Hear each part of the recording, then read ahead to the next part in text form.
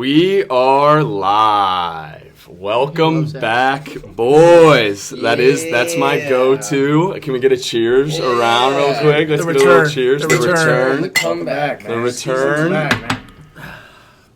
Yes, so we are back, as you can tell, the Mecca of Banter podcast, season 2. First, just want to kind of give you guys a little update on where we are as the Mecca of Banter. We're still going strong. Our group message is still very lively. We've kind of cut back on the podcast. Our lives have been pretty crazy lately between all of us, but we're back. The new, just kind of want to give you guys an update, the kind of updated version of how we're going to kind of run these podcasts. Normally before we had a same set of hosts every time. It was us four or Sean who would join us. But now we kind of want to open it up a little bit more to our group message and bring more guests into our podcast. So with that being said, today we have 2 other guests who are going to be joining us for specific sections, and we'll get to those shortly. But it's been a while, boys. Couple of lads. Back in the booth. I miss talking footy, man. How are we feel? Talking footy. We do this anyway every day. Yeah. We do this every day. I literally do it all day, every day. We just gotta record it, and someone's gonna listen to it. well, that's the hope, of course.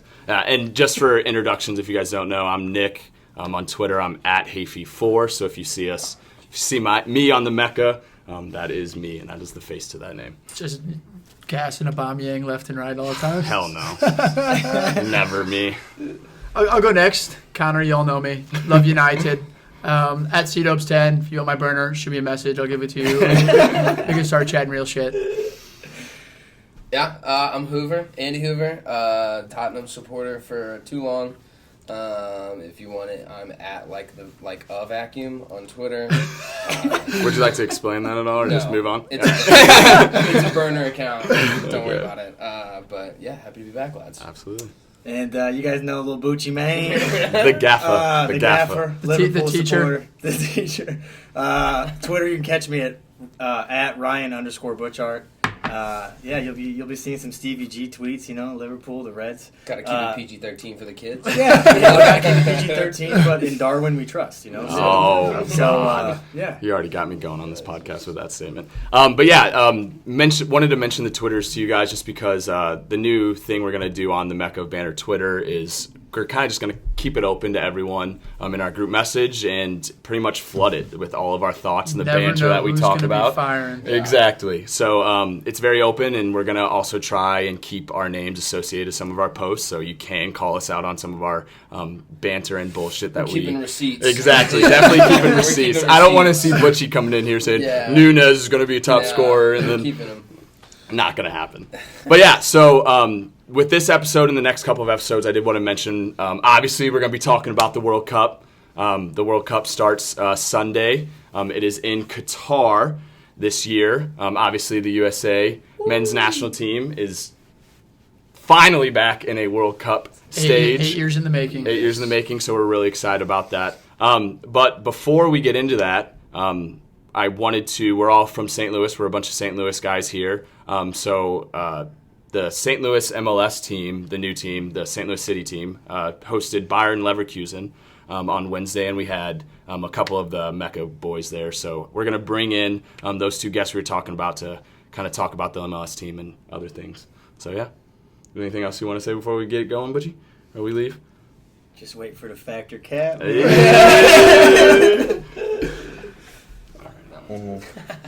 Such a loser, man. You keep that in. All right, guys, we're back here. Bringing on the STL City conversation. Before we do that, I want to introduce 2 very important people to the podcast, 2 guys that I think we could say that us 4 have kind of had a conversation before about guys that actually know footy and definitely wanted to get you guys more involved. So I think we're extremely excited to have here. I mean, I'll kind of let you guys take it from here on who wants to go first and introduce yourselves, but I hope my takes live up to that. Now we're on record. I want to pump your tires a little bit. I'm Henry Wind on Twitter. I'm at Henry Wind from St. Louis, obviously. Lucas, you want to introduce yourself? Yeah. Hey guys, Lucas at LCW21 on Twitter as well. But stoked to be here. All right, Yeah. just give them a little preview. Who you guys support? United through and through. You know? I think it's pretty We could skip but I'm wings. a Gunner, top of the table for the time being, and hopefully the Jesus. remainder of the season. Yeah. But I know we talked about it a lot, and we'll keep it short and sweet about the Premier League. But I think with the World Cup being in the middle of the Premier League season this year, I think it's going to have a big effect on how the second half of the season plays out. Apart from potential injuries or momentum from players, teams, nations. Varane, just stay healthy. Flopping, For yeah. the love of Do you God. think that Love of helps God. or hurts Arsenal's? I think that having a player like Odegaard for Norway not going to the World Cup is huge for us. Yeah. And however, for guys like Gabriel Martinelli and Gabriel Jesus, I think that it'll help them stay fit. But I could also see from a momentum perspective, if they don't win it all or they lose a tough match, that could be some troublesome for when they come back. So we'll see. I think there's a lot of ways this can go. For sure. Yeah. I was gonna say let's talk to United, but I think we can save that for a little bit. Yeah, we'll Yeah. save that for a little bit. We're Yeah. gonna need a longer amount of time. We did get to go to the MLS game, though. The four of us did. Unbelievable. and- Waited a long time for it, man. Yeah, We've it's waited a been long so time cool. for Obviously, it. like the soccer capital, of America, and it's been really neat to finally have an MLS team here. And so, for those of you that don't know, Bayer Leverkusen came over from Germany, Germany's top flight division, to play essentially our second team. Yeah. There was Champions League squad. Yeah, Played in Champions the League Champions squad League 2 playing weeks against ago. our second team. So the outcome of the game was a 3-0. 3? Was it 3? Yeah. No. And Yeah. never the focus. And Never. Could have been 10-0. Yeah, guys I were wanted just one kicking goal. about. If I'm going to get picky, I wanted one goal. But Yeah. it was just being there in a stadium built for soccer. Downtown St. Louis was absurd. It was amazing. I'll tell you what, Everything the I've ever feeling dreamed I of. had just pulling up to the stadium and seeing the lights and seeing, I think we've talked about this multiple times, but how well everything is done. Yeah. Everything is world class. The outside of the stadium, inside the stadium, not a bad view in there. I will say, I'll be a little picky like you. The chance can use a little work. I'm gonna need- agree. The chance can use a little work. Truthfully, I'll give the Europeans some credit in the sense that they've done it right for forever. They've done the hooligan thing, and they also don't care about what is said, what they say. Whereas the MLS teams, We are sounded always very filtered. Super filtered. Oh my goodness. And it's a family event. I get that. I kind of wish some of the roots of MLS weren't family events, but. We take what we can get. Beggars can't be choosers. Yeah.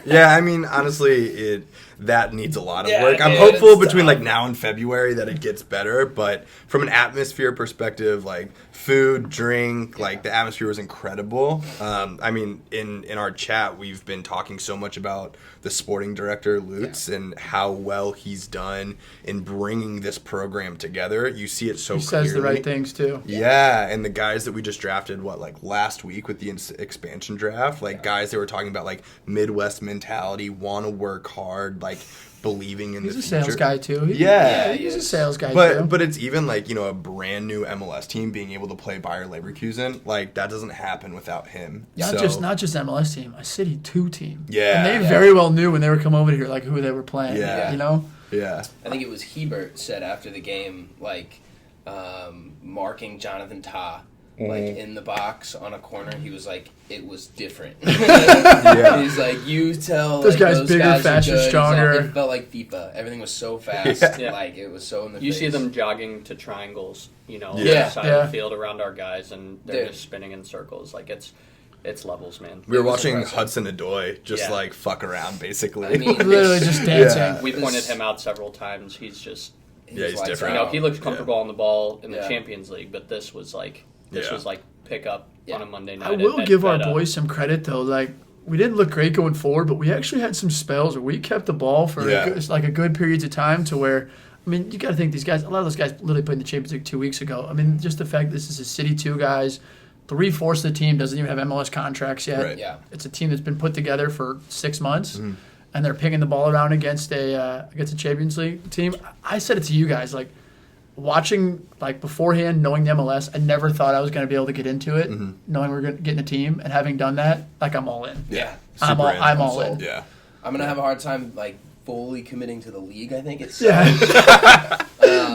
know everything about City. Yeah, you're not going to catch me missing a game, Like, the I'll most be there. uneducated MLS. Yeah. I know how we play. I know how we want to play. I know the guys that fit the style. Yeah. I couldn't tell you how we match up against anyone. I'm not a lick. That's true.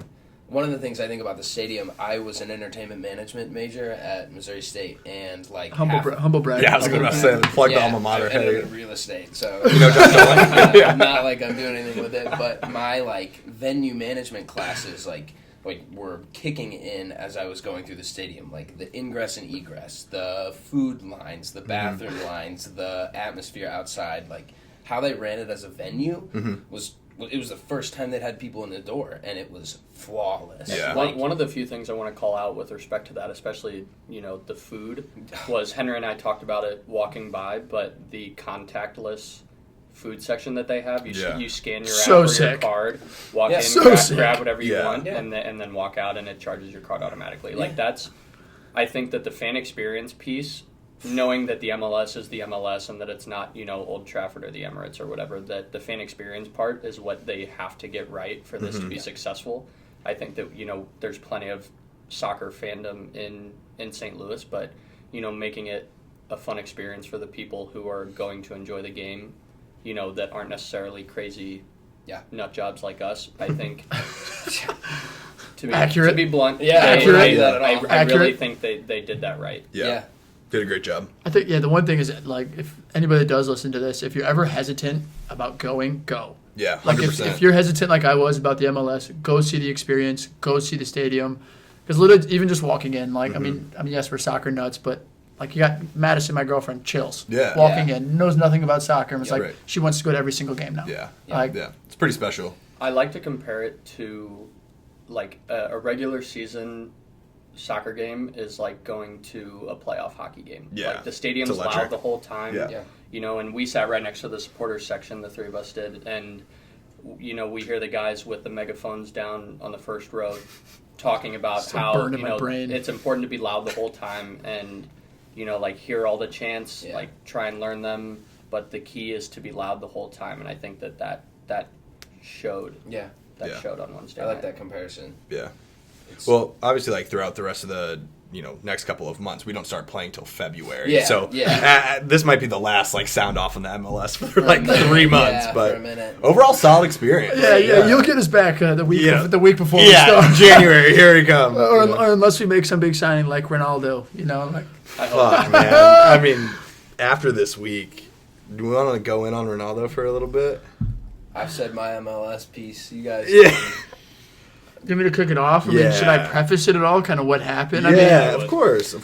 I think the sort of the way to kick it off here is, those who follow soccer at all, Hen and I are diehard United fans. Ronaldo came back last year, our player of the year, scored 20-something goals, absolute baller, looked like the sort of the player of old. I think the main thing to take away from last season for me was we looked better without him.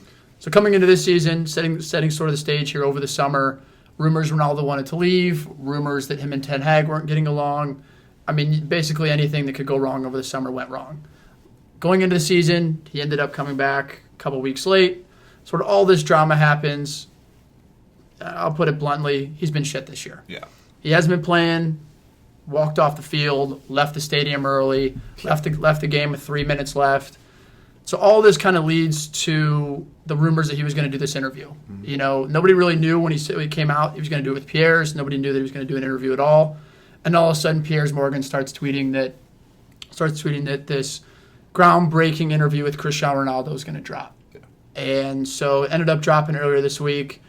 And I think, to put it lightly, I think it's not necessarily one of the most shocking things because I think we all knew his personality, but I think it's something that we've never really seen before from that sort of athlete anywhere. Yeah, not that kind of superstar. And the history that he had with United as a younger Club player, legend, right? Club legend. And so, essentially the interview was going into the interview, and I'll let you hop in whenever you want here, but the interview was him essentially going in on how he thought that the club, Ten Hag, everybody surrounding the club kind of mistreated him, disrespected him, so on and so forth.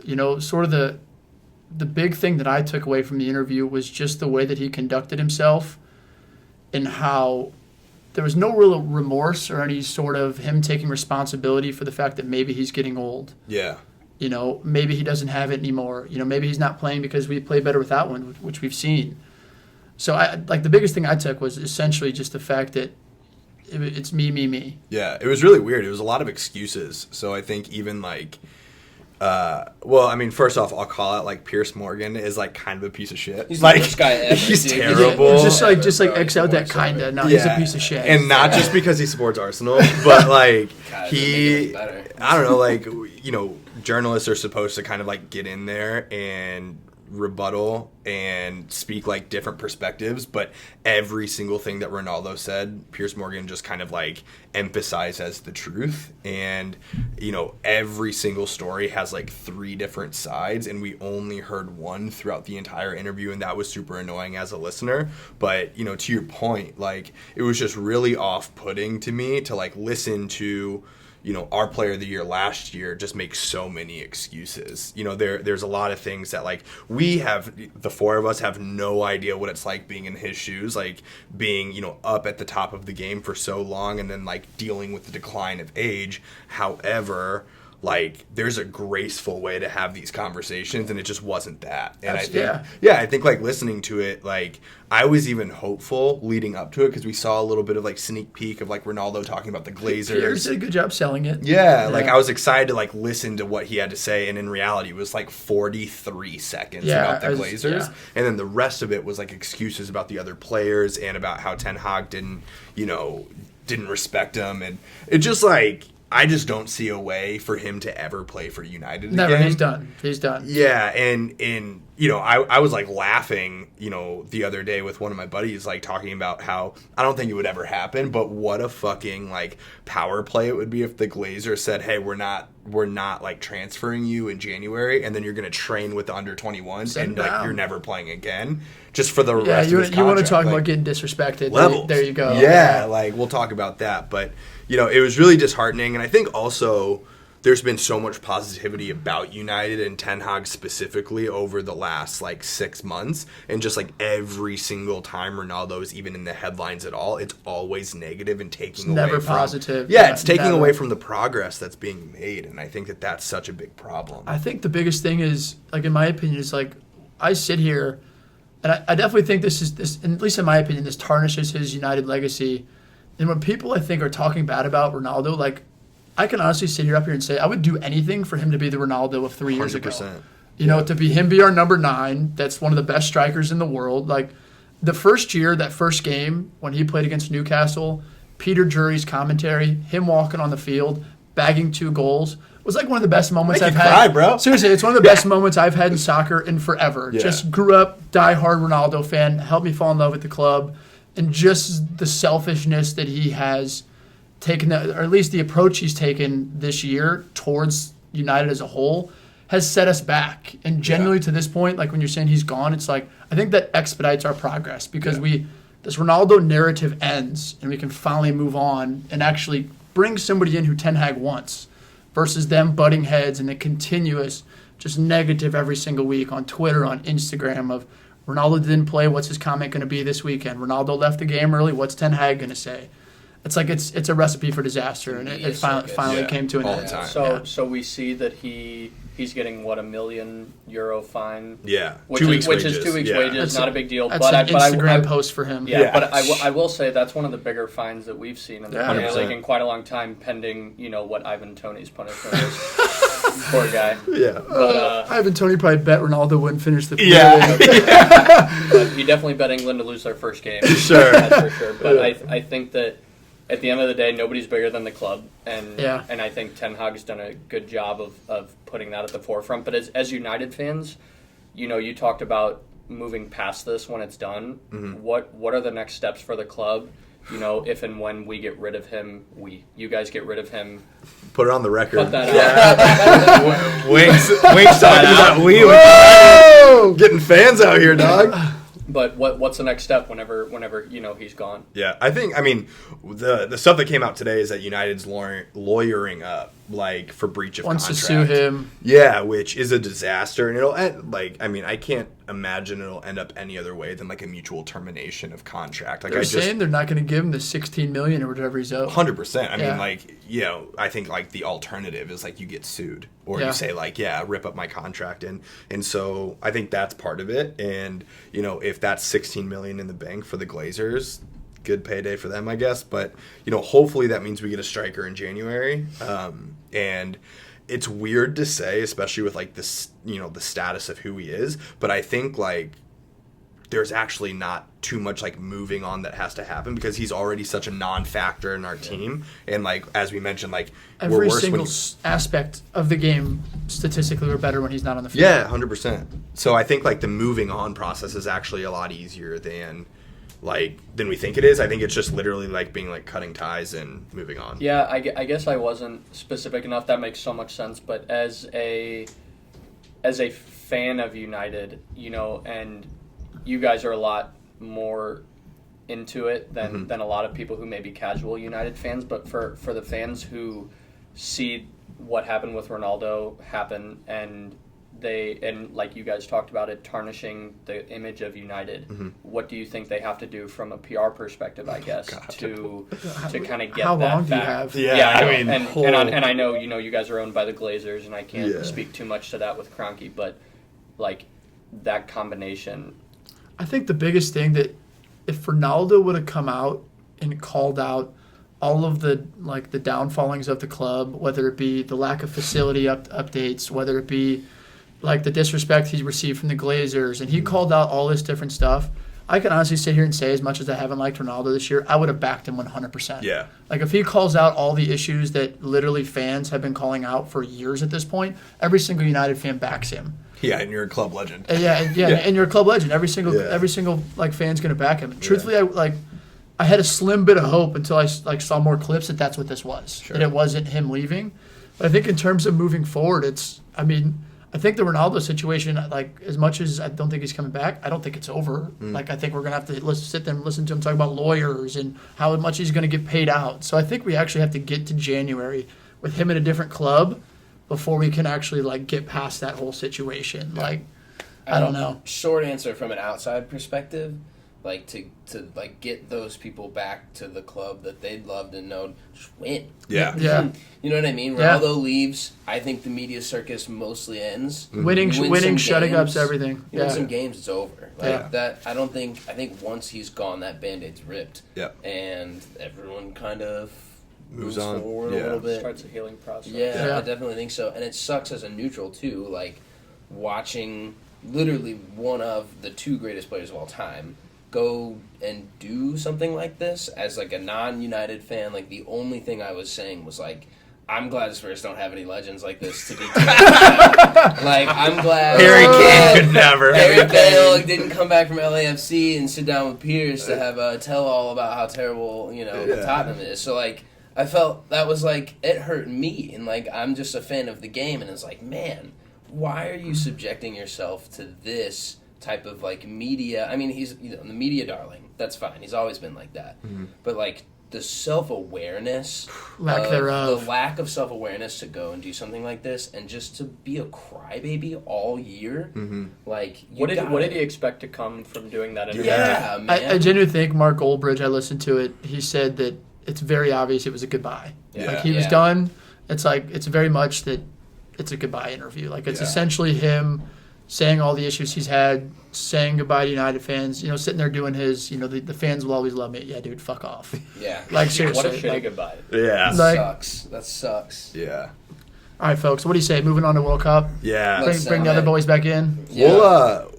We'll want to give our quick takes on the World Cup, Yeah. and then we'll bring the other guys in. What did we chat in the group chat? We said winner, sleeper, Dark horse. Yeah, winner, dark horse, Flop. Then we win Golden the Boot. individual awards. Golden Boot, best young player, best player. Yeah. I'll like rifle through mine quick fire. And Golden Gloves. And Golden I'm Gloves, giving no context. I'm good with it. None. No contact? None. I kind of like it. Can we give context to the Dark Horse? Yeah, actually, yeah. Okay.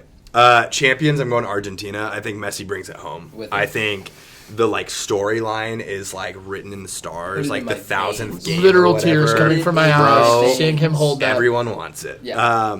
Dark horse, I'm going Netherlands, and the reason I'm saying it is like they are a powerhouse kind of, but when you watch them play, they are so disgusting in every single position, and like they play a back three or back five, whatever you want to call it, with like 3 of the grossest center backs in the game, and then like in the world. I'm a Frankie De Jong truther, so I'm going Netherlands as my dark horse. I'll throw in real quick something about them. They run this style and system that it almost doesn't matter who they put in what position. 100%. It's so flawless. Daily Blind will play any single Yeah. Literally, they've got it down to a science. My only worry is Memphis Depay hasn't touched the field Yeah. in 6 months. All right, they got Bergie.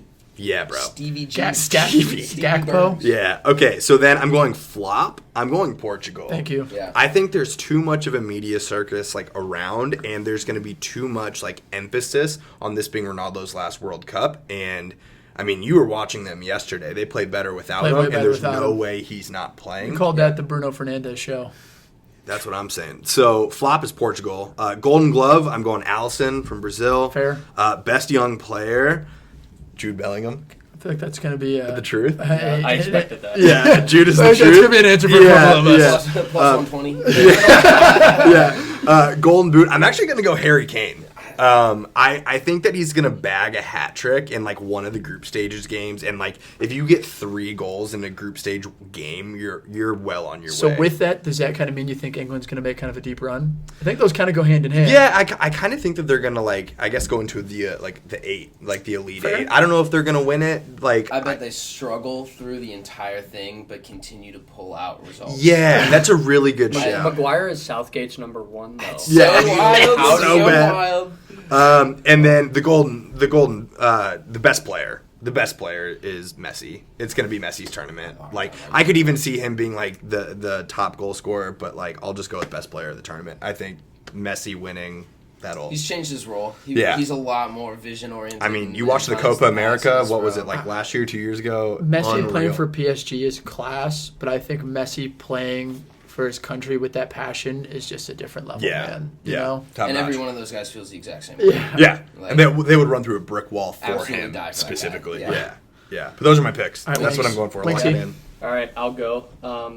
I also had Argentina as champions. You know, I'm a massive Messi fan. Like I think all of us are here, and you know, I think part of it is biased in wanting him to be, you know, a World Cup champion for the first time in his last World Cup.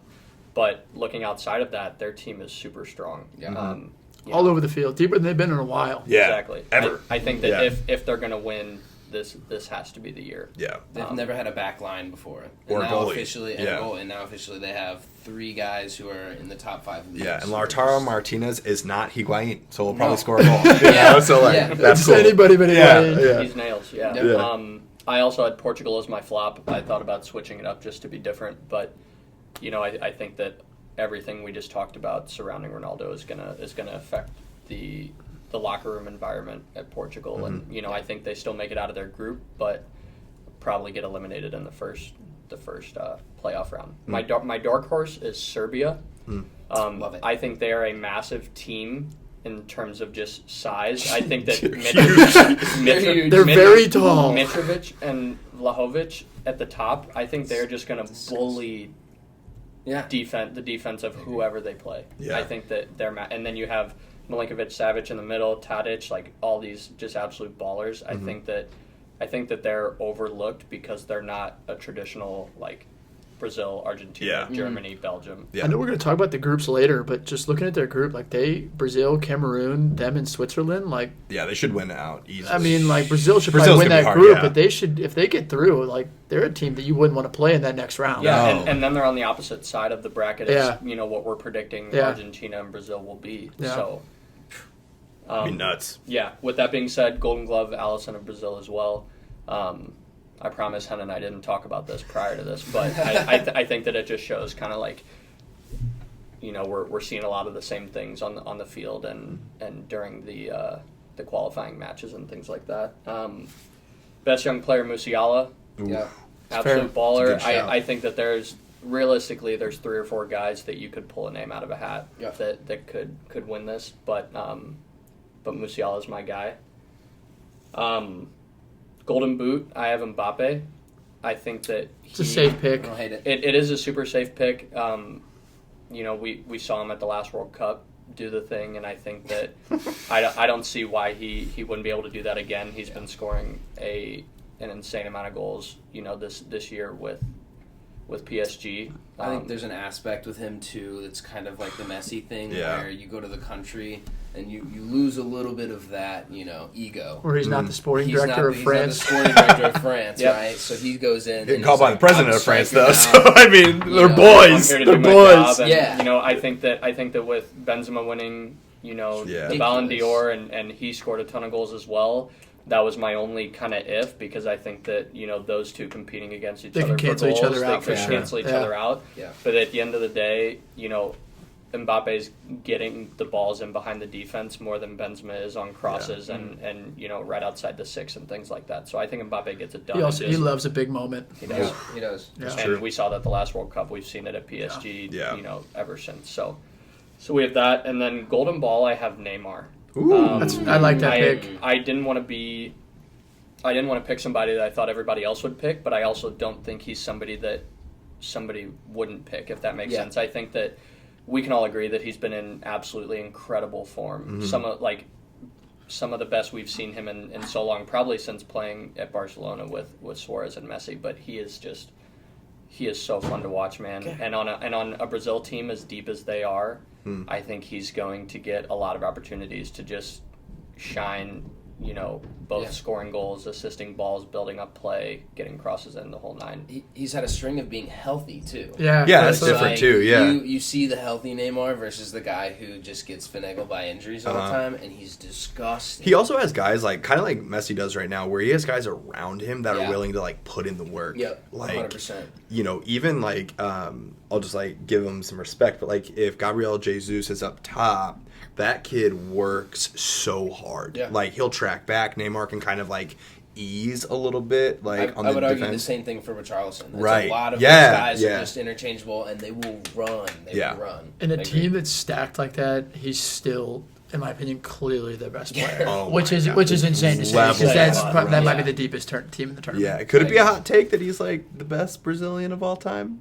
No, I don't No. think so. I mean, I think. Well, let's see how this goes. Yeah. I mean, If he takes him deep, Yeah. Obviously, He's up we there. weren't alive for Pele or whatever, but prime Ronaldinho, prime Neymar, I'm going Neymar 10 out of 10 days, and I just am. Yeah, He's that's just fair. that guy. I'm also one of those guys that 2010 Neymar is running circles around 1950 Pele. Let's just speed the game up a little bit. Yeah. I'm thinking it's better. But Yeah. Pele playing against farmers. Yeah. But those are our picks. I'm excited to hear y'all's. I'm with it. Yeah, we'll Yeah. check out. We'll check we'll out. have- Bring to have back the lads Gucci in. Mane and Nick and Congrats. get your on force.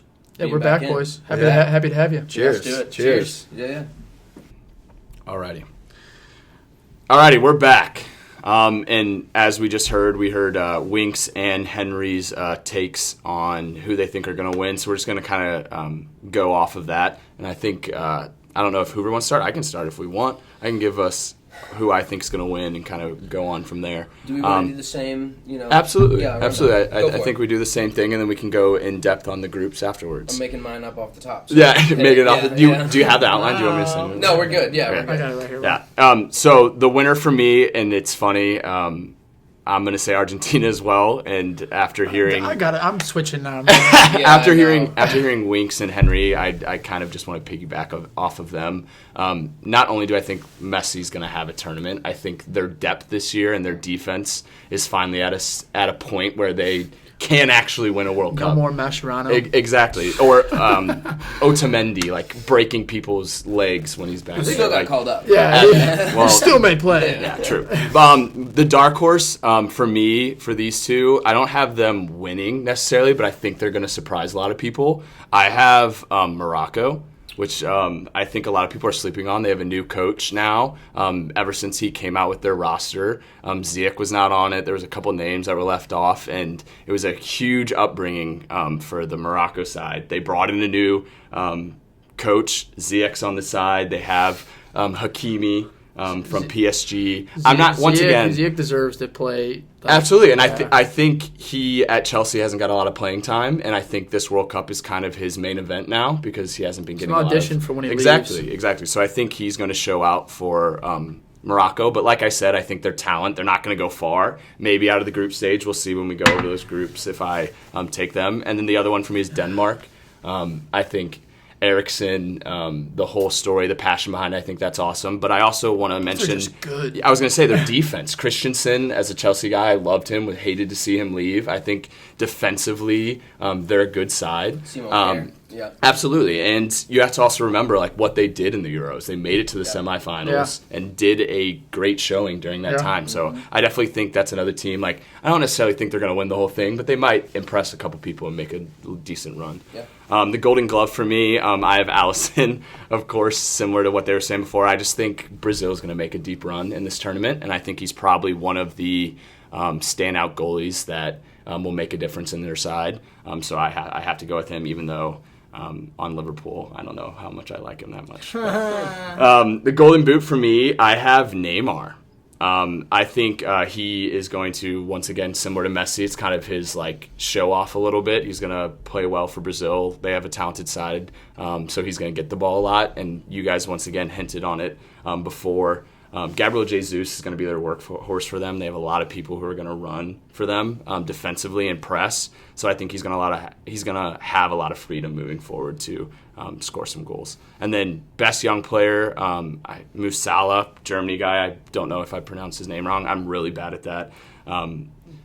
Pronouncing names. You were close. Yeah, pronouncing names. But close.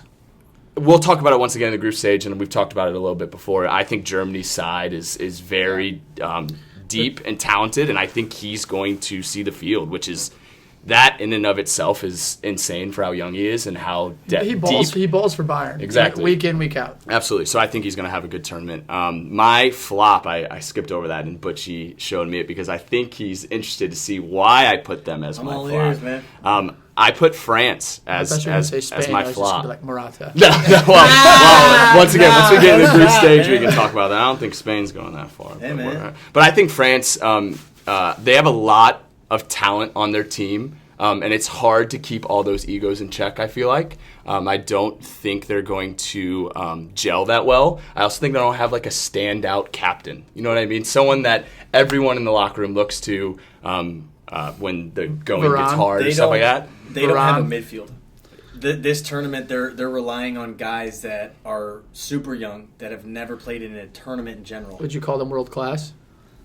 Would I call all of them world class? Hell no. You got Jordan Veretout. No, but another thing I think that with me and the France thing is we'll get into this in the group stage. I think they're finishing second, and they're going to have to face Argentina immediately after group stage, and I think they're not going to have enough to pass in there, and they're out. That matchup in the next yes. round. Oh, absolutely. And it's funny when going through a lot of this, the next matchups, I was drooling the entire time when going for them. And then obviously best player, Messi.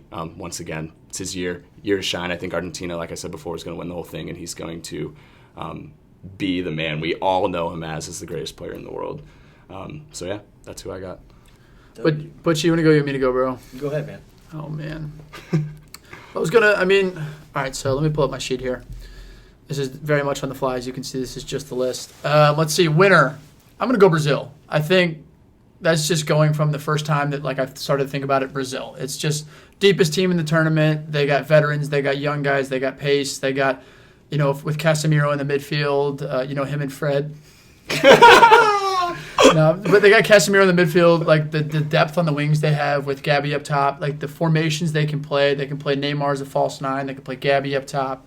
I mean, whether they play Rafinha on the right, guess who's backing up to him? Antony. It's just that squad is so deep and they're so experienced. And I think there's something about those South American nations when it comes to playing for their country that just means more. And I just think that they're going to show up and show out.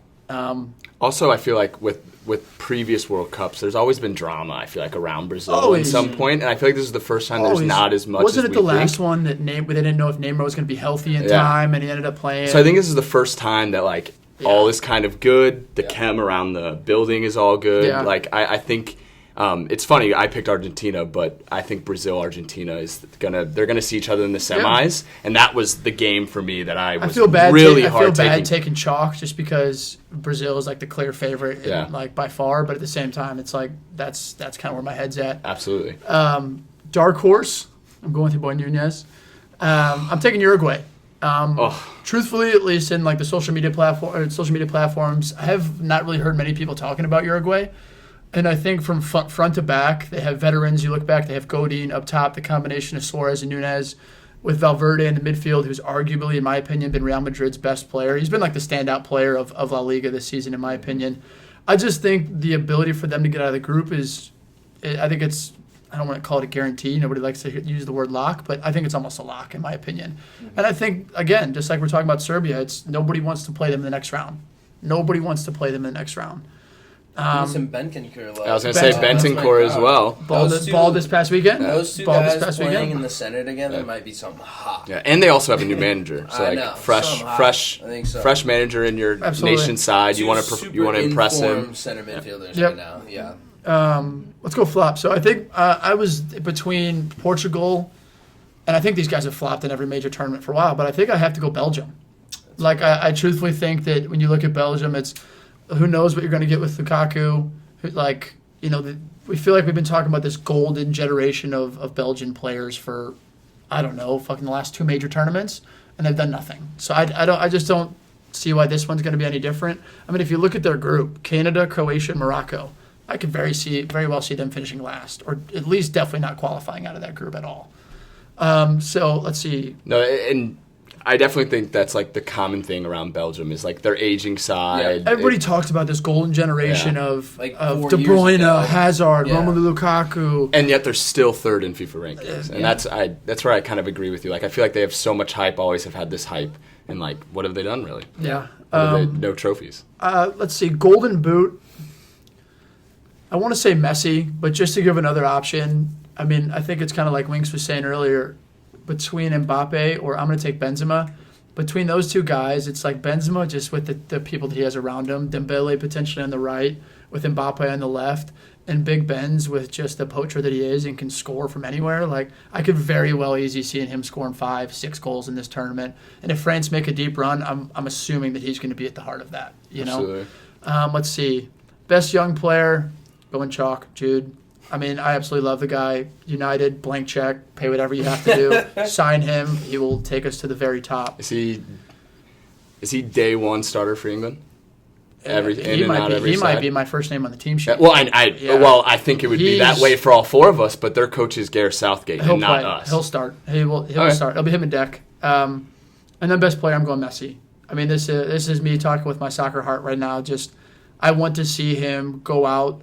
Not necessarily go out because he's going to play after this, but the last major tournament he's going to be in, I want to see him do what we've seen him do for our entire lives. Romantic almost. It is. It's hard not to be romantic about it, but I really just think that this is it for him, and he knows that, and he's going to ball, and I think he's going to take them not to the final close. So I think with that, it's 6 goals, 4 assists, something along those lines. I'm not surprised with him. Yeah, and it's funny when going through the Golden Boot, I almost put in Martinez because of Messi and him delivering the ball. He's a creator. So I was like, he's a creator. You never know. Might be in his bag. Score a goal. Like, he's in the right place. Move, mate. Let's hear it.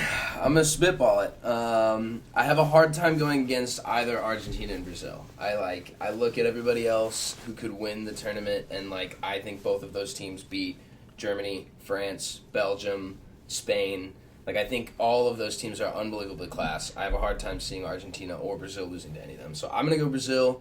Odds-on favorite, and it's just purely out of depth. Yeah. Just the depth on that team is absurd. They pick up an injury, it's immediately replaced. No worries. Yeah. Don't even stress it. You know what? My dark horse, I've gone back and forth on a lot. I'm also going to go Denmark.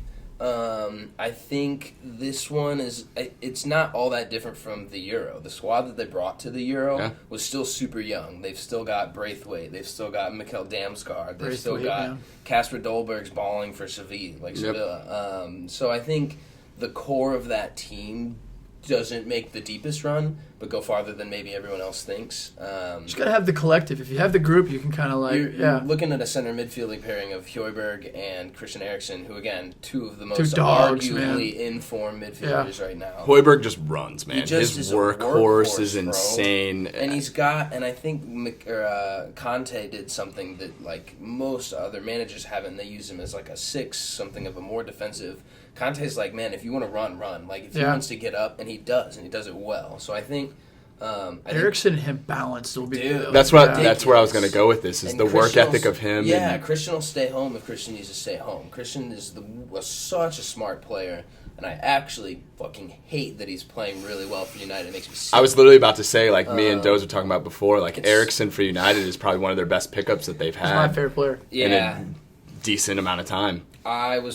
I wanted the best for his health, and I Absolutely. wanted the worst for his performance on United. But whatever. We move to each their own. We move. Flop. I have a hard time going against Portugal. I'm good with Belgium too. I think both of those. Belgium historically does this. It's the worst possible scenarios around, Portugal. The videos we saw of Ronaldo meeting Bruno in the locker room was so uncomfortable and awkward. Like you don't come back from that. Like you've played enough soccer on your own team. You find one guy that doesn't bounce right. It's hard to play with, and he's like the coach's son who's gonna play every game. Like that's a tough media circus to juggle, I think, going through it. Especially with everything else going around the World Cup. Like, it just adds on to it, adds more pressure to them. Exactly. But I do want to say, playing devil's advocate on that, the Portugal thing, like, do you guys not think that if Ronaldo doesn't play, let's say they leave him out, and as we've talked about, they play better with him on the bench, don't you think that might bring that side together? Like, oh, fuck Ronaldo, we're better than... I just think there's 0% chance he doesn't play. Yeah, I mean, once again, just playing devil's advocate, I agree with you. I just think that he's more of a coach than... And it's a good team. Like, they, and because that's where I was going to go. The talent is there. Yeah. And, like...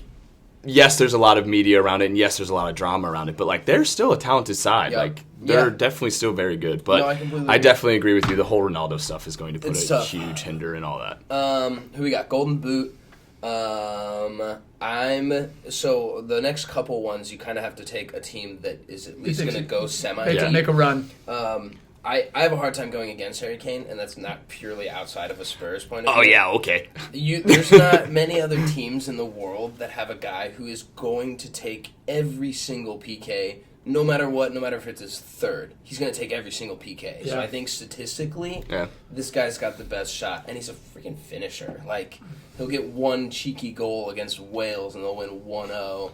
And then he'll continue to have one, nick of a ball that goes in. Like, he just is in the right place. We would be talking about him like crazy if it wasn't for Haaland, because he has been... Yeah, no, you're right. Kane has been unbelievable like, this finally. season. Like, and it's like, I'm doing the same thing. Like, I'm actively watching Haaland score these goals. And in the background, my dog Harry Kane would be the highest goal scorer if it wasn't for him by a lot. Like, he's doing really well. And on a team Kane's a dog. That's kind of underperforming but still holding the medium. And kind of like what Winks was saying earlier, and I agree with it, or you said earlier, they're going to be fighting out wins. Yeah. And, like, he's the guy that is going to need to produce for them to fight out those wins. Captain, that one moment. They I think more so, like, there's such a disconnect from England and their fans, and they're so passionate about their club that sometimes it's hard for them to be like, get behind Harry Kane as a goal scorer and the captain. Like, I'm on Twitter and calling the guy knobhead, that he's got this lisp, and like, they just call out their English Just captain. the worst dancer. The way, oh my god, the way that they view their team is so toxic. But I think on the inside, that squad loves Harry Kane. Like, I think they really do. They know how important he is. They want to perform partially for this guy. Like, I think there's an aspect of that for sure. I also think Henry brought up a good point, and I agree with him with the Golden Boot. I think a lot of it is going to come down to group stage and how many goals you're able to score during that time, and I completely agree with him. I think Harry Kane is going to be playing some sides that defensively aren't as top tier as the rest of the... 6 on Iran. Exactly, like, and that alone will win him the Golden Boot. So, like, I can definitely see this as well. But it's also why I picked Messi, because I think same thing, but same exact way. Exactly. His group he's taking free kicks. Yep. He's taking PKs. Yep. Like, that's statistically, I like to look at my odds. Absolutely. And he's got good ones. young player is one of the ones that I don't think you do need to make our deep run. And I think Gio Reyna could do it. I think if I love it. Gio Reyna he's in the best form he's been in a while. He's healthy. We need a scorer. We need a guy who's going to score goals, and I think sometimes Christian Pulisic wears the badge too heavy on his shoulders, and it's not on Gio's. Gio's not the guy on the United States men's. Gio's still got that young, hungry, like he's a dog. Doesn't have pressure. Yeah. No, Yeah. He plays mean. Like he's so comfortable on the ball. He'll take guys on because what does he have to lose? He has nothing to lose. He's 19. Like I think he could be a sleeper for that pick. It's going to be hard to disagree with Pedri or not Pedri, Musiala or Bellingham. Like those are teams that are going to go farther that will probably play more. Yeah. But Gio bags 2 and gets a couple of assists. Hey, I hope you're right. I hope you're right. From the group. Guy that, I hope you're right. It's a great shout. It's a great shout. Who? I'm good with that. Let's see who else. Golden Glove.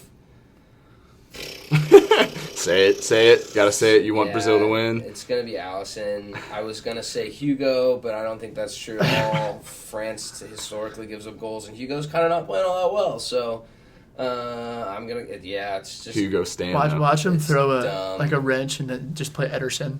It's funny. When going through it, I was like, he has a couple bad. Two of the best goals in the world. Absolutely ridiculous. How do you want to play? Like and they're both. I mean, they're both exceptional with their feet. Like they have a pretty similar style. I don't think Allison takes as much risk, and he's locked down. Like that's what it is. Is that all of them? Did I cover Best player. Best player. Just fucking give it to me, Messi. Are we gonna? Someone took Neymar. Winks took Neymar. He's gonna pick Morata. Oh my God. Jesus Christ! All right, man. Spain, Pedri, So Gavi. I was gonna say we know where this is going. Just wait a second, okay? Do you do your winner last for us? My winner? Yeah. Do your winner last. Okay. Yeah. I'll start with my dark horse, and I think that they deserve to be a dark horse because I don't think they get the respect that people give them, and that's Spain. Spain is my dark horse. Here we go, guys. I'm being honest with you. I don't think people respect them. That's fair. Because, and I'm going to tell you why. I think they're not respected as much anymore because the generation of the golden generation is gone. Mm-hmm. Yeah. And I think that people look at this young team, they're like, oh, they're not going to do anything. I think that some of these kids are truly like underrated. I don't think people realize how good Gavi is. How good is Pedri? No. He's phenomenal, right? Like, how good is Ansu Fati? He's going to be a star. Yeah. Like, these kids could have a great tournament and break out, and that's why I think that you could put a, quote, dark horse on their name, only because That's fair. Yeah. they took the older guys out. I'll give you that twist. That's the only reason I'll give why. you that spin zone. I don't hate it either because, to be fair, like none of us had Spain winning. So like, I think They're my Germany, you can put Germany almost in that same category. I think they've got a little bit more of a legend around Plus, them. yeah, Absolutely. and I think that I'm last thing I'm going to say why they're dark horse is because obviously last World Cup Spain flopped, right? They lost in the round of 16 when they still had the golden generation of Iniesta, Ramos. They still had him there, and they didn't get it done, right? Yeah. So I think that people have lost respect for him since that happened. So that's why I'm going to say that you could put that on their name. Yeah. that's a good take. It's a good take. I'm with that. Flop of the tournament, I am going to say the Germans. I think Germany. I've been thinking about this for a few weeks. I think Germany will flop. I personally do not. I do not think Kai Havertz will get it done at all as a forward. Yeah. I don't think he's a number 9. I don't think he has the pace to get in behind really good defenses that are strong. And that's just my honest opinion about it. Like I'm looking here. Look there. They got Julian Brandt. Okay, I think he's been. They have kind of Serge decent. Gnabry. They have Brandt's Sane. I don't think the Germans will do well. Interesting. That's an interesting take because no I more disagree. Toni Kroos. I disagree. I think they're going to have a tournament and a half. My comment on Kai Havertz too is a little bit like the Neymar thing, and he goes to Brazil and everything kind of changes. I think Kai Havertz gets played in a position that they want him to play and know he can play, whereas Chelsea kind of just... He's not the man. He's not the... put them wherever. You say he's the just man for fit in. Germany, though? No, he's not. I'm saying he's not the man for okay. Germany. I don't He think he he has has no much pressure pressure. on him. He Yeah. can just play I how think he wants. They know how he wants to play, and they're going to use him that way. And let's say he starts playing bad. Germany's depth is so insane that they could replace him with someone new so quickly. So I disagree with what. That's fine. And hey, we'll see. Golden Glove. I think there's talent, but they'll flop. My Golden Glove, I'm going to give it to Emi Martinez of Argentina. Ooh, big shout. That's another one of those deep runs. I say that because look at what that man did in the Copa America. Yeah. He won the Golden Glove of the Copa America, but Messi even said, there was a quote about Messi like quoting to Emi. He was like, "You basically won me the Copa, like because of how good you were." Like he was. It put his name him. on the map as well. He was praising him, and I think he's a phenomenal goalie, and I think he shines with Argentina. Yep. He shines with them. It's a great. He's shot. also a big ass dude. Have you seen him, bro? Huge. Dude, that guy's arms are When's bigger his than birthday? my freaking head, dude. When's his birthday though? He is 30 years old. His birthday is in September. And as you guys know, that's probably fact. Can we look it up real quick? Pause. Emi Martinez, he's 30. His birthday is in September. As you guys may have known from season 1. I hope he's not 29. September 2nd. Is he 30? It's 30. Ha! Clip it! Clip it! Receipts. Clip it. That Yeah. was all off the dome. As you guys may remember from season 1, this man over here to my left, Ryan Butchart, knows I'd say 90% of all professional soccer players' birthdays and age. It's okay. So, It's a weird talent. That is a weird talent. It's insane. He's close every time. My golden boot. I am going to give it to Lautaro Martinez of Argentina. Yeah, it's a great. And I only say that because, like Hoove mentioned, I think Hoove is spot on. I think Messi is that more visionary player. He can still get it done. He can still score, but he is looking to create, and I think Lautaro is going to feast on Messi's creativity. Agree with that. Messi's going to give himself the best opportunity to win every game. And if that's to score the goal, if that's to set it up, he does not give a shit. Yeah. He wants it. Yeah. My best young player of the tournament is going to be Pedri. I have to. I'm sorry. Nobody said it. Well, to be fair, like I think not a head shout like Hey. that. No one should overlook that at all. Like he's an incredible player and Chat. playing well. Chat, listen, I know our camera went down, but Chad, I want you to listen to me right now, okay? Spain is the team that can upset Brazil, okay? And I want you to listen to me.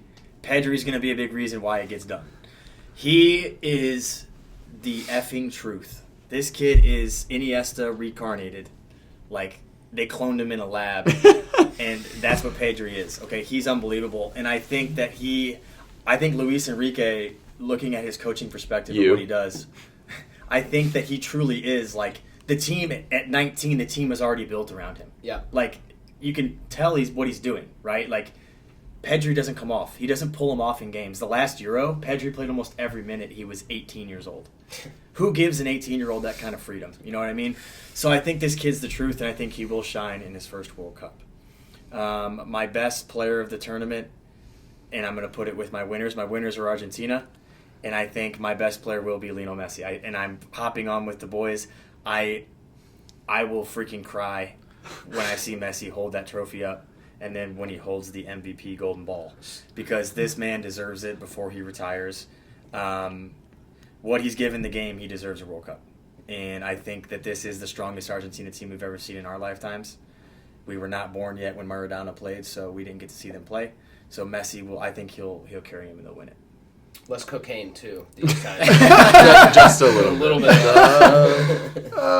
Just a little bit. Yeah, but great takes. I think all of us had really good points. I don't know if we wanted to, but we can start diving into these groups a little bit more and kind of talking about who we think is going to advance. I think there's a lot of I know we just all went through who we thought's going to win and Dark Horse and gave you guys pretty much all of our receipts. But I do want to say I think it's a lot more up in the air than people think. I think this World Cup could go many, many, many different directions. Like, I could see, like, France balling out, Mbappe balling out and doing something crazy. I could see Spain, like, you just brought up really good points that, like, yeah, I wasn't thinking about necessarily, but, like, I could see Spain doing something crazy. Like, I think there's a lot of teams in this specific World Cup this year.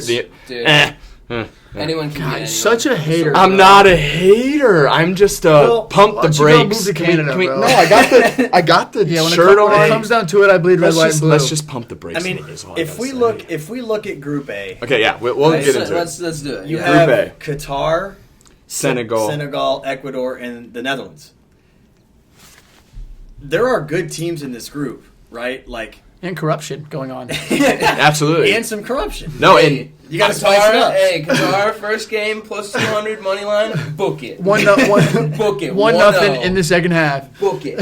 So I'm going to be honest with you guys, and this is my opinion. Ecuador is freaking solid. Ecuador's good. They were a top 5 team in the qualifying for South America. They finished top 5.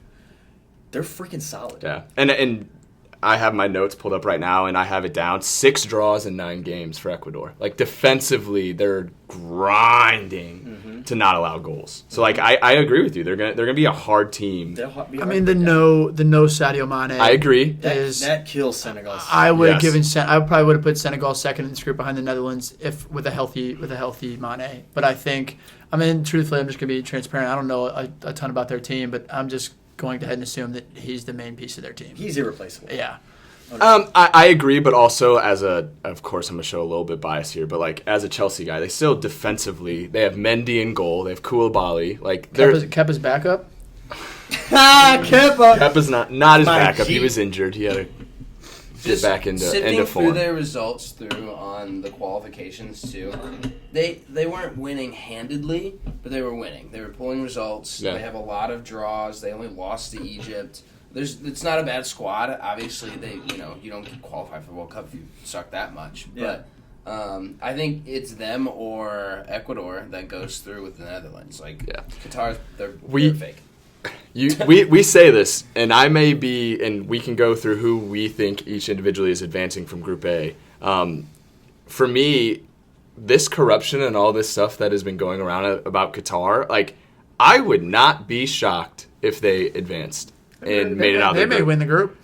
Especially with all the heat that's going around, everyone not being able to adapt to it as well. Like, they're there every day in and day out. Also, I want to say, I don't know, you guys can fact check me, but I'm pretty sure it's 20 of the last 21 host nations have made it out of group stages. Huh. So I think there's no way they're making it. And you want me to be honest? If they do, I think it needs to be a full-on investigation into the corruption of FIFA. But if I'm pulling that aside, I agree with you. The Senegal, Ecuador is, I think, the fight for 2, and then I think Netherlands.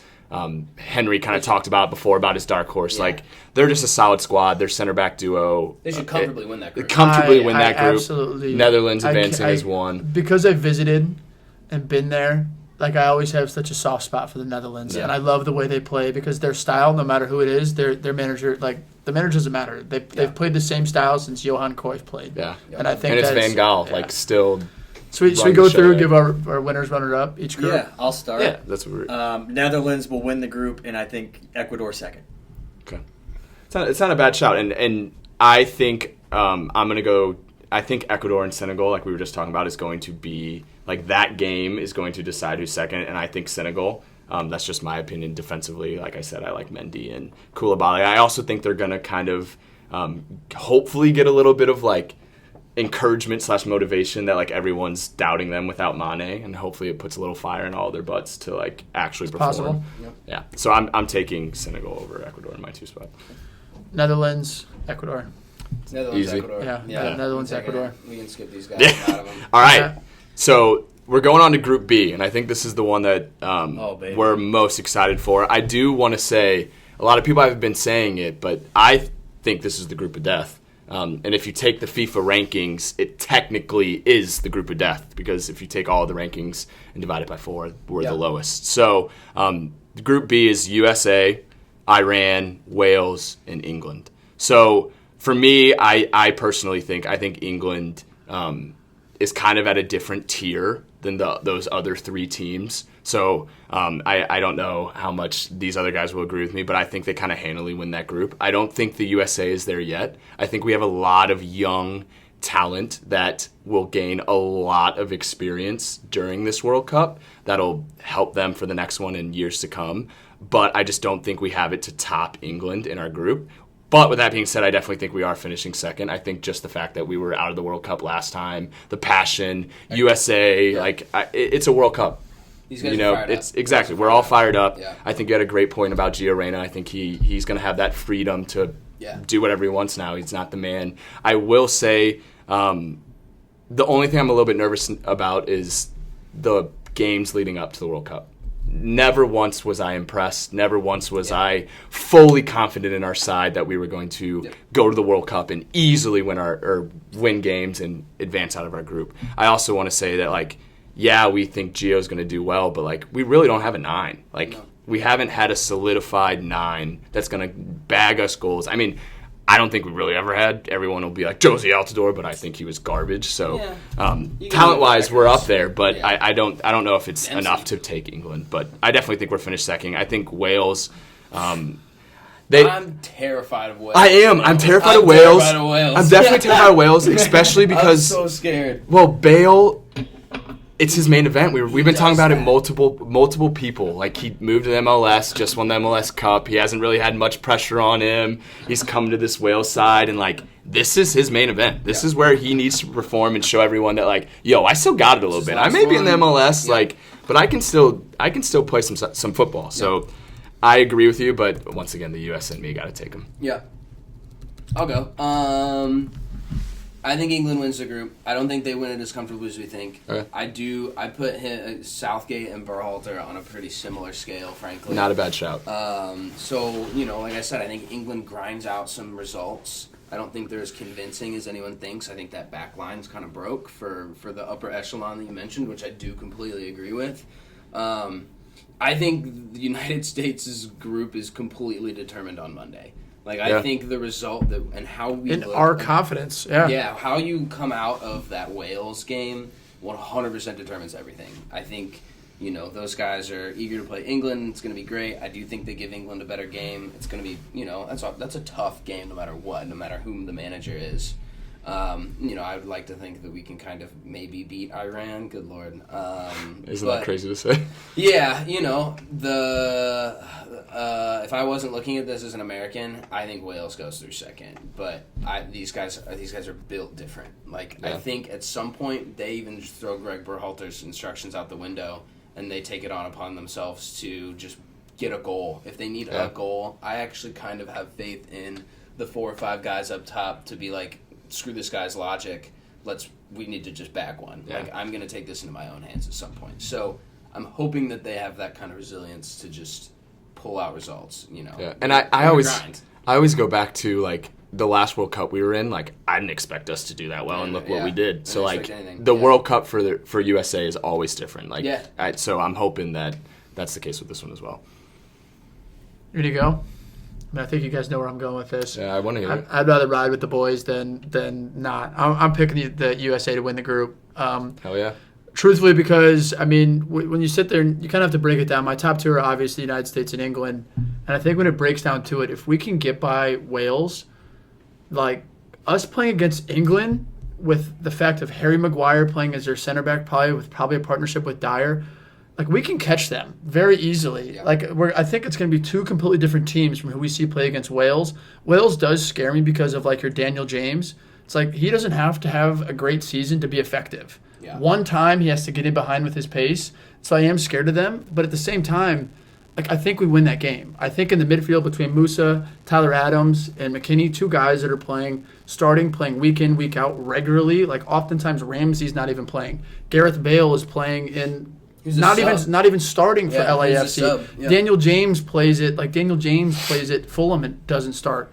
Like, the majority of our guys in the midfield and forward, and even most of our back line, are starting playing in regular games. So if we can beat Wales, I think it's definitely winnable that we can win the group. I mean, anything can happen. We play England. Mm-hmm. Definitely have more talent, but then again, like, that's, how these things go. It's one game, 90 minutes, whatever happens. I would rather ride with the guys than not. I do think that, I don't know. Like, we're just kind of sitting here overlooking Iran. Yeah. But, like, not bad. I don't think you guys don't realize that I think England can get caught in any of these games. Yeah. Like, Wales-England is an absolutely massive game just in terms of location in the UK where they're from. That's a massive game. I wouldn't even be surprised if, like, realistically, we probably need England to tie, and maybe we need to win all 3, or just England draw 2, we beat them. But, like, there's a route to where we win this group. Yeah. And I think so many people have just kind of overlooked the United States because, we're the youngest team. But at the same time, like, that's kind of when we've always risen up and made that. So I'm going USA first, England second. I do think my bet out of this group, and my English burner friends in London feel similar about Wales, England. That's Wales's World Cup final. It literally is. It's like if they want to win the that only game. thing they've ever wanted to do is beat England in anything, and that's a huge deal to them. It's like big brother, little brother situation. And I think the big moment sometimes can scare England. Those guys don't put away penalties. You let your country down, yada yada yada. But Wales could pull out a W on England, I think. Arguably, in my opinion, England might have the most pressure of any country going into this World Cup. And that's strictly just because the pressure that the English media puts on it, which works in our favor 100%, because if they don't perform, they will hear it for the next 4 years. Every single time that England gets together, it'll be, what did we do in the World Cup? They have the most pressure going into this out of anybody. Because we're racially abused after the Euro, bro. We're not. The United States fans are not racially abusing anyone for missing a pen. I can tell you that. Yeah, and I definitely agree with some your guys' takes, and I see your guys' sides. But I just go back to we mentioned Dyer and Maguire, but you're also forgetting the front attacking side of England. That Hoover over here said that Harry Kane's going to be the Golden Boot winner. You think Jude Bellingham's going to be the best young player. The talent they have in the midfield and going forward is levels above everyone in that group. And I'm not saying that. Defensively, I agree with you. So, I definitely think teams can catch them out. I just think they're going to score so many goals where it's not even going to matter. They struggled. The last 4 games they played, they struggled. Tentative in the offense. Dude, you got Raheem the Dream Sterling missing freaking sitters from 5 yards. They ain't scoring shit. Okay, then Raheem Sterling comes off. Phil Foden comes on. Saka's on the right. They have the depth that they have compared to the other teams in that group is disgusting. I want to be the U.S. supporter that's fuck yeah, hell yeah, let's go USA. But I just think it's a level, just the next level. I can't wait up. till we win. I hope we do. No. No, you can't say that. No. When England plays USA, I'm 100% cheering for USA. You got to wear a Reece James jersey. No. You cannot say that. He's not even playing. If Reece James was playing, then this would be a whole different conversation because I would almost have them winning the World Cup. Because he's their only reliable defender. Yes. So Trippier, Trippier's good. You guys are forgetting. You guys are forgetting. Harry Maguire starts in USA. Does he not? I don't think so. You don't think so? You don't think Harry Maguire starts for USA? I think you guys are. Timmy Reed's playing so much better than Maguire. I don't know. Harry Maguire's currently United's 4th choice center back. Okay, I'm just saying the depth compared to the two teams. I want USA to win. I want me to be wrong with this podcast. I'm going to be cheering for USA when we play England 100%. But I just also think that England has a good side, and they're gonna. What's your 1 and 2? I have England 1, USA 2. I'm going to keep it short. I'm going to go USA 1, England 2. Oh, ride with the boys. Ride with the boys. I'm riding with Dobes. Hey, I love that. All right, moving on to Group C. We have Saudi Arabia, Poland, Mexico, Argentina. This is trickier than people think. I agree. I think it's only for 2. But yes, I think the Poland-Mexico game, obviously, I hope that's what you guys are all referring to. Yep. My opinion, I'm going with Poland. That's just who I think. I think Matty Cash. Unanimous, Argentina's winning the group. Yes, Argentina's winning the group. We all agree with that. I think Messi's going to obviously show out. We've talked about it multiple times. But I think that Poland-Mexico game is going to be huge, and we'll decide who's going to advance from that group. Yeah. But I can also see, and I wanted to mention as well, is I forgot how it exactly works, but if a third-place team gets to advance, right, with points, it's best record, most points. Yes, there's 2 third-place teams that will advance, and I think that Poland or Mexico, the loser, may have a shot at advancing still in the group, past the group because of their points. The only other, and I'm going a little conspiracy theory here, Saudi Arabia's got a lot of money. And I think, I'm not, as much as, I don't know if you guys have watched the FIFA doc, but if you watch the FIFA doc, anything's possible here. Not saying that it will, but I think Saudi's going to beat one of these teams, and it's going to be unexpected. They're going to grab some points. Yeah. That's a good show. I'm going to go Poland 2 as well. I think Mexico is down compared to previous World Cups. I would love that too. And I would love nothing more than to see Mexico get knocked out. So I'm going to go Poland. I think Lewandowski will finally shine in a World Cup. I think he has not scored it, and he's never scored a World Cup goal. I looked that up the other day. He's never scored in a World Cup. And he's never had help on that team either, though. And I think he actually has some decent talent around him this year. But I think he's actually going to finally show out. Bednarek, Matty Cash. I was going to say Matty Cash. Yeah, the guy up top that's a dog is Milik. who will play with him, and Milik's a dog. He's really good. I'm with you. I'm going Argentina, Poland, just because, fuck Mexico. Yeah. I'm not even going to say anything. Dos a cero. Yeah, those guys. Dos a cero. All right, moving on. So Group D, we have Australia, Tunisia, France, and Denmark.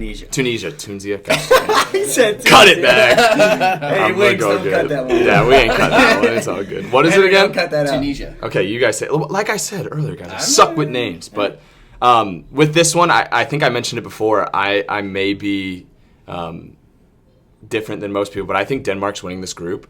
I think they can easily pull a tie with France and then do well against Australia and that other team that I'm not even going to attempt to pronounce again. Yep. But I think France, obviously, with the talent alone, has to advance out of the group.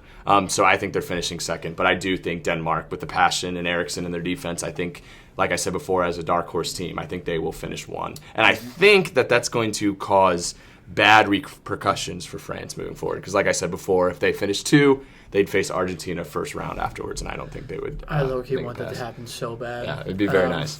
I think France is just, it's like it comes back to a talent thing. Mm-hmm. Yeah. They're just that much better. Which is interesting after I just went on about talent with England. Yeah. Australia, we figured Australia had to beat Honduras in a playoff to go into the World Cup. Mm-hmm. I was also thinking name a player from Australia and besides Tim Cahill. The only one I know, Aaron Moy. Yeah, that's the only one I know, and I had a FIFA Ultimate Team card of him for a while or something. I saw a TikTok. It was like Australians don't really play with. They use a football as in a rugby instead of soccer, so they don't know how to kick a soccer These ball. guys, I'm not worried about that. I'm going France. I think France will win, but I'm going back on my statement earlier that they do not have a midfield for this tournament to make a run. They don't have enough depth there. They're relying on kids that, like I said, never done it before.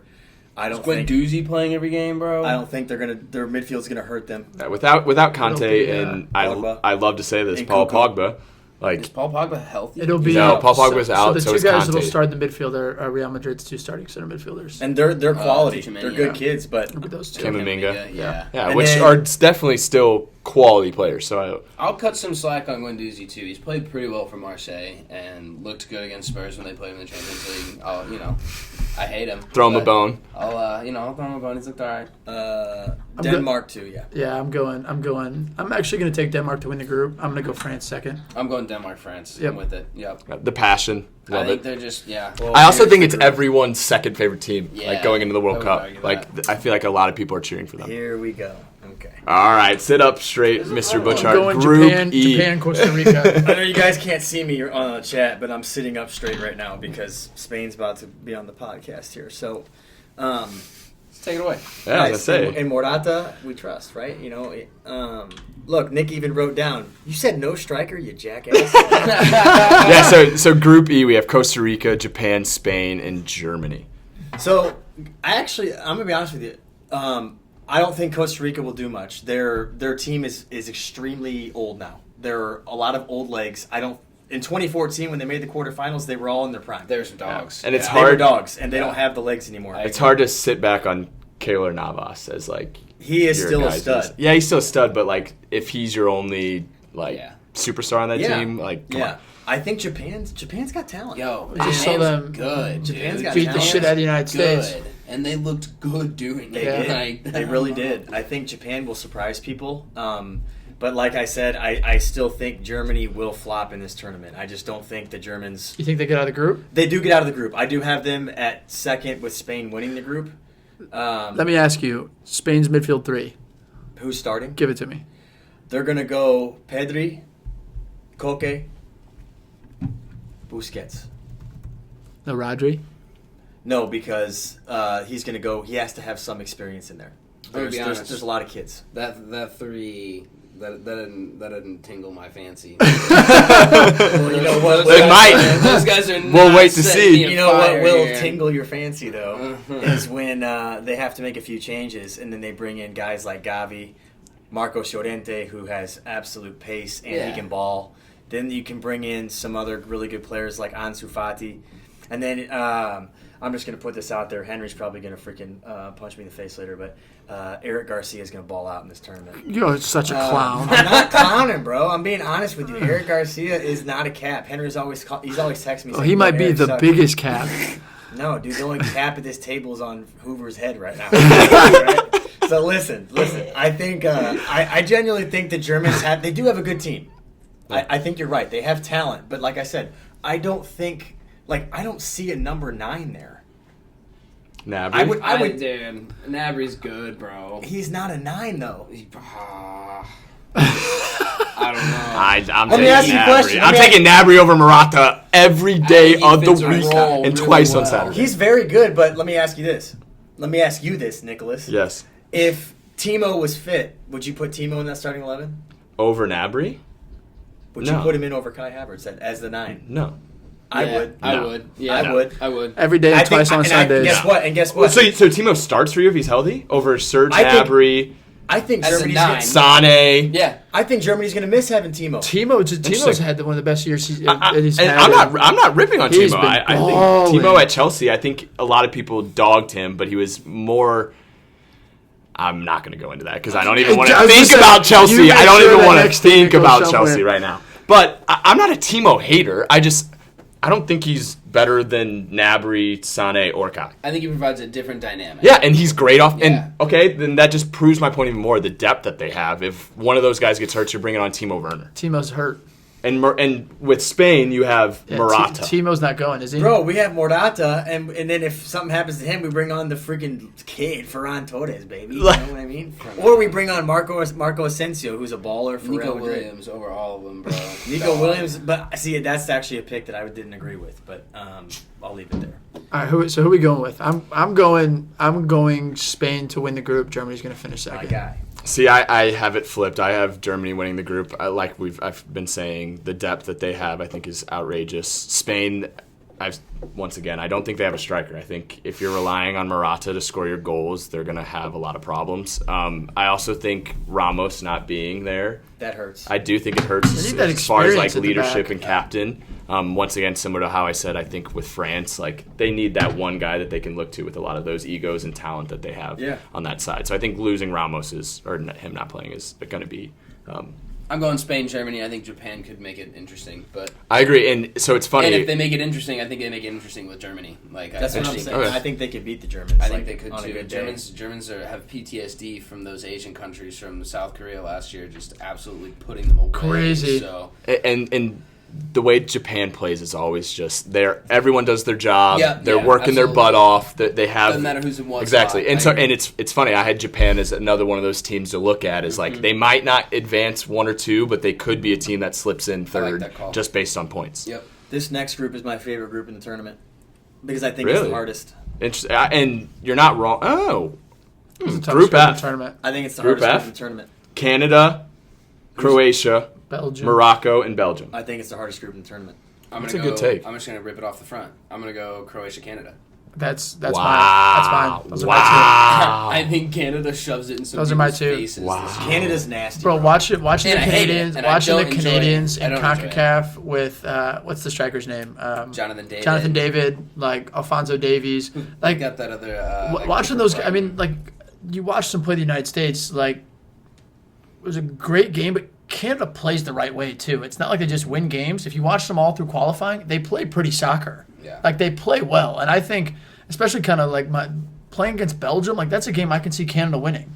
Like if Canada beats Belgium, Morocco, they might win the group with a tie against Croatia. Like And I don't think it's the fact that Belgium sucks. I think it's the fact that they could get beat by everyone in that group. Yeah, I think 100%. Morocco could beat Belgium. 100%. Like, yeah, I'm gonna just go.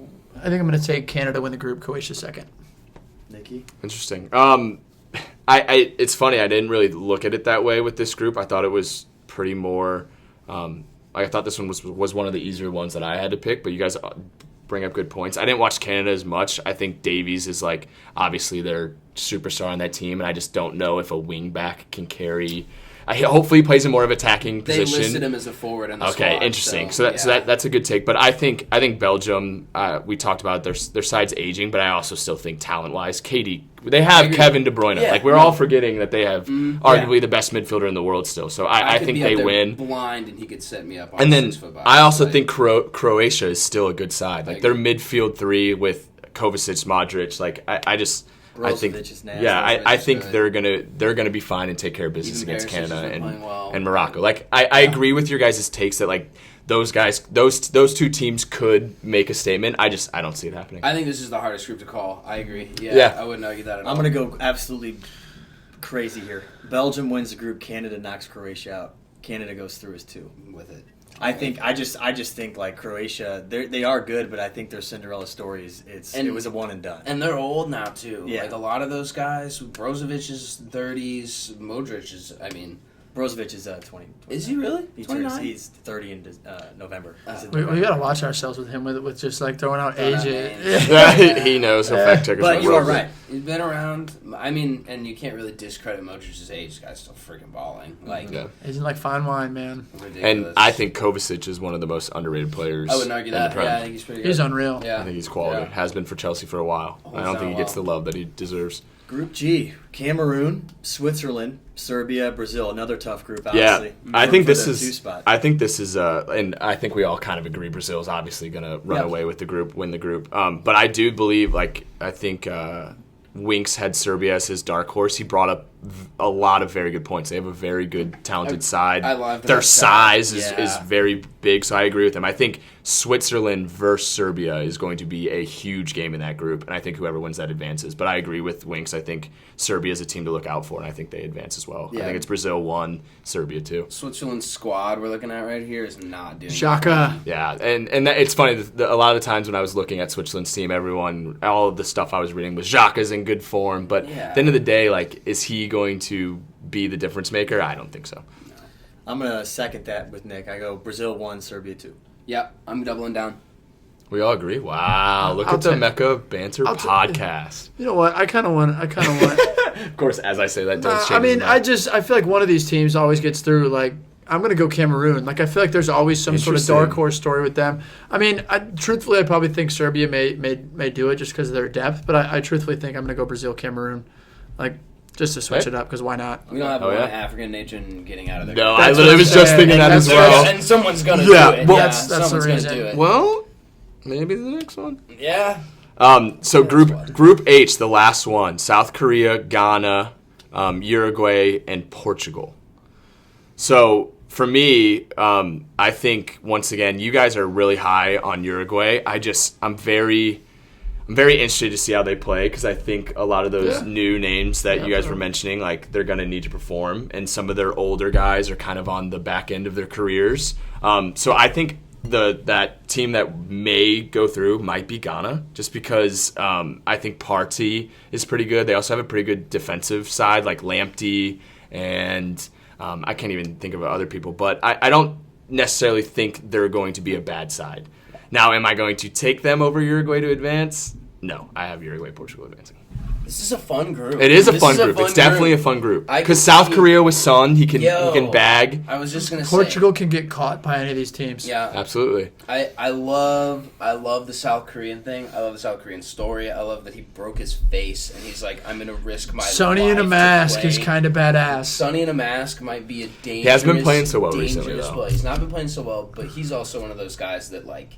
He's going to be the 9, the focal point. Everything funnels through him. It's kind of the opposite of what we were saying with like some of those players. Yeah, he's the guy. Put that on his shoulders. He at Tottenham, Harry Kane has been his guy. And exactly. But now when he's at North, and I think he's one of those. You're right. He's one of those guys who I do think will perform in that role as well. They can lose 3-2, and he's still. I think they're another. I think South Korea is another one of those sides to look for that may not get 1-2, but might slide in. I'm going to go Uruguay taking the group. I think they're dogs. I like that sleeper pick a lot. I think they're really good and better on paper than people think. Mm-hmm. Portugal could squeak it. I think Portugal squeaks it. I don't know. I go back to the talent. Like, we're talking about the drama, and I think when they get to that next stage, that's when it's going to matter. But if you look at their side and their starting lineup, what they're putting out, like they're not going to lose to Ghana or South Korea. Bro. I'm going Uruguay to win the group. Ghana's finishing second.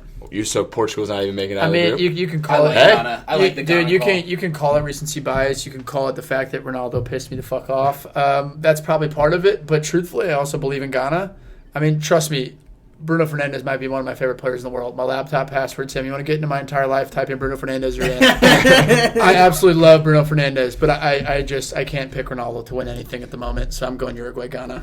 Love that. I'm gonna go Uruguay wins the group, and I will say Portugal gets second, as much as I don't want to. Man, and it's tight. I think it's gonna be tight. I agree. With Ghana, It will be. South Korea, bro. Yeah. Sonny bags a few goals, That's dude. a fun They're in group. business, man. They stuffed Germany in a locker last year. That was awesome. In 2018, that was incredible. All I know is all this footy talk and World Cup talk gets me so pumped for Sunday and the start of the World Cup. 4 games a day, just back on that grind. I'm gonna watch 90 minutes of Qatar, Ecuador, and feel so good about it. So good about Never it. been more excited. Never been more excited. man. And before we wrap it up, of course we're going to do Butchie's favorite segment of Factor Cap, the Mecca of Banter. Of course is keeping that on. I did just want to kind of go on a little rant before we leave this World Cup talk about the fact that it's in Qatar. It's in the middle of the season. I think it is utter bullshit, and I hope and pray to God that it never happens again, because I do truly believe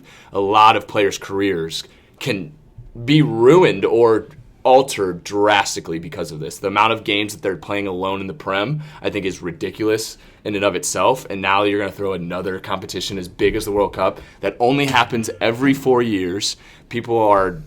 Some people, that's their entire lives. That's their careers. They're playing on small-sided teams, and that's who they want to play for.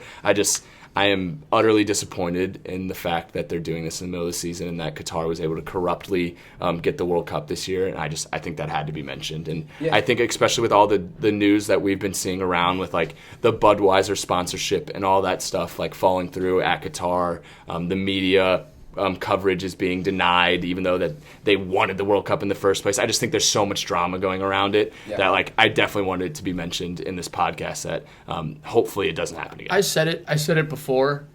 Like, I hope nothing affects the footy. I hope the games go on, but I also hope that shit pops off the field. Like, I hope that stuff happens that, like, because it needs to be called out. Like, something needs to happen to where this doesn't happen again, because it just got thrown under the rug. Like, we've already seen it prior to. But we're not even at the tournament yet. No. Like, I fully believe stuff's going to happen. Stuff's going to pop off, whether, it be, like, not necessarily riots, but just people getting banned or, fans having issues. Because fans aren't even there yet. Think about it. Fans are just getting there over these next couple weeks. Something's going to happen to where it's going to become – it's already a major story, but it's going to blow up even more, in my opinion. The implications off the field, I think we're in for a month of potentially – really wild stories coming out, like politically driven stories all over political issues across the world. It's a disgrace, man. You can hit on that all you want. I think sometimes we beat a dead horse with it, and everyone's kind of on the same page. But we're watching it unfold now, day after day, and it's getting worse. Yeah. and I was joking about it with Connor this morning, but like, I would not be shocked if something drastic, really, really bad, happened. I'm talking like World Cup canceled. Like, I could totally see it. That's how bad I think it is right now, and I'm hoping that's not the case. Yep. I'm praying that's not the case for the safety of all the players and everyone that's involved in the World Cup. But like, the stuff that's been already coming out before it's even started is worrying to me. Alrighty, sorry, we can stop on my rant now, Butchie. All good, man. Well, first of all, cheers to the fellas, to the mates here for letting me keep Factor Cap. I know we had a lot of fun with it last We just know how much you cap, bro. I do cap. But, so we brought Henry and Weeks back over here to the table to give their take on this. And for those of you who are first listening, if you think that what my statement is a fact, you would obviously say fact. If you think that I'm capping, you would throw your cap in my face. Okay? I got one, too. So, this is my statement. I've been thinking about it all week since the Ronaldo thing took place. Come on, man. Cristiano Ronaldo will or could retire after this World Cup because of what has happened at Manchester United. Fact. Cap. Okay, whoa. We're not on video anymore, guys. We have to use names. Yeah. My name's Nick Haflinger, and I think that is a cap. I think his ego is too big. What he's done for his career, like in his legacy that he's made, for it to end that way, I think would destroy him and rotted his ego for too long. He needs to have another like good statement or good experience in the footy community after what just happened. I personally think. I don't know if he'll get one. Interesting. Yeah, so I'm going to go fact. Mr. Henry Wine. Yeah, Henry Wine here. I think that it's a fact because I think he had the opportunity to leave over the summer and didn't get a move. Like, he would have been gone if he got a move that was, like, good enough for him. And I don't see how this, like, interview helped his cause whatsoever. And I don't see any big club coming in for him. And, like, his only other option, I feel like, would go to, like, Saudi Arabia. See, I was thinking MLS. That was my first thought. Maybe, but I also feel like he has too much of an ego to go there. And, like, the only thing that, like, I can say for, like, a cap would be, like, in the interview, he said he was going to play for another 2 years until he was 40. I just don't see any other club, like, going in for him that would be, like, a Champions League contender. No, and, like, I think we all don't see agree him, with like, that. United again. So, like, Yeah. I think he might retire. Huh? Winks?